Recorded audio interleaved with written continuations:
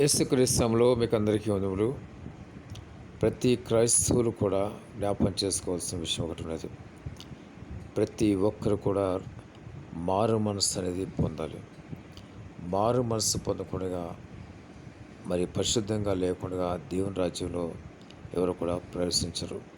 ఈ విషయం ప్రతి ఒక్కరూ తెలుసుకోండి. వాక్యాన్ని బాగా జాగ్రత్తగా చదవండి.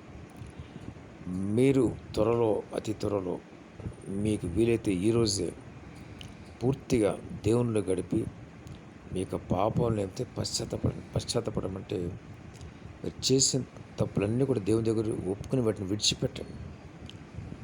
ఎప్పుడైతే మీరు వాటిని ఒప్పుకుని విడిచిపెడతాడో పరిశుద్ధాత్మ దేవుడు మీలో నివసిస్తాడు.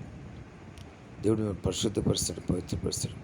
హృదయపూర్వకంగా ఒప్పుకుంటే కనుక అది అసలైన పశ్చాత్తాపం అంటే చేసిన తప్పు అని గ్రహించాలి, చేసిన తప్పు అని తెలుసుకోలేదు. ఎప్పుడు అది జరుగుతుందంటే ఎప్పుడైతే పరిశుద్ధాత్మ దేవుడు మీలో నివసిస్తాడో అప్పుడు మాత్రమే చేసిన తప్పు, చేసిన పొరపాటుని గ్రహించగలుగుతారు.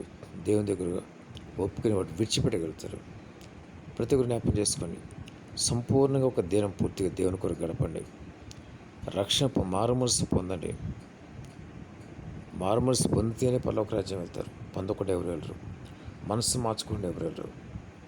ఒకవేళ మీ హృదయంలో అబద్ధములు, బూతులు, మిగిలిన చేష్టలు, ఇంకా దేవునికి విరుద్ధమైనది ఏది ఉన్నా కూడా, ఇంకేదైనా ఘోర పాపాలు ఉన్నా కూడా వాటన్నిటిని కూడా దేవుని దగ్గర ఒప్పుకుని విడిచిపెట్టాలి. లేకపోతే కనుక పరలోక రాజ్యానికి వెళ్ళరు. ఆయన క్షమించుటకు సిద్ధమైన మనసు గల దేవుడు, క్షమించుటకు అధికారం గల దేవుడు. ఆయన క్షమిస్తాడు. క్షమించకపోవడం అనేది ఉండదు. కానీ మీరు ఒప్పుకోవటం అనేది చాలా ప్రాముఖ్యం. దేవునికి కావాల్సిందంటే మనుషుల్లో పశ్చాత్తాపం కలగాలి. నేను చేసిన పొరపాటు, తప్పు, పాపం నేను చేసిందనేసి అది వారికి తెలియని హృదయాల్లో ఆ విధంగా తెలుసుకున్నప్పుడే మరి దేవుడు మిమ్మల్ని క్షమిస్తాడు. ఖచ్చితంగా ఈ విధంగా మీరు చేయండి. ఎందుకంటే దేవుని రాకడ సమీప దినాలు వచ్చినాం. ఏ క్షణంలో ఏ భూకంపం వస్తుందో తెలియదు, ఏ క్షణం ఏ ఉగ్రత వస్తుందో కూడా తెలియదు. ఎందుకంటే ప్రపంచంలో చూసినా కూడా ఎక్కడ కూడా శాంతి లేదు, యుద్ధంలో జరుగుతున్నాయి. మరి దేవుని వాక్యం చూస్తాం, ఆ దినమున యుద్ధం జరుగుతాయని చూస్తాం. కాబట్టి ప్రతి ఒక్కరు జ్ఞాపకం చేసుకోండి. అంత్య దినంలో ఉన్న ప్రతి ఒక్కరు జ్ఞాపకం చేసుకోండి. మత్తయి 24వ అధ్యాయం చదవండి, మీకు అన్నీ కూడా చాలా విషయాలు అర్థమవుతాయి. ఇంకా ప్రవచనాలు చదవండి, చాలా విషయాలు అర్థమవుతాయి. ఆ విధంగా చేయండి. మీరు పరలోక రాజ్యానికి బాట వేసుకోండి. దేవుడి మాటలు దీవించాల్సిన కాక. ఆమేన్.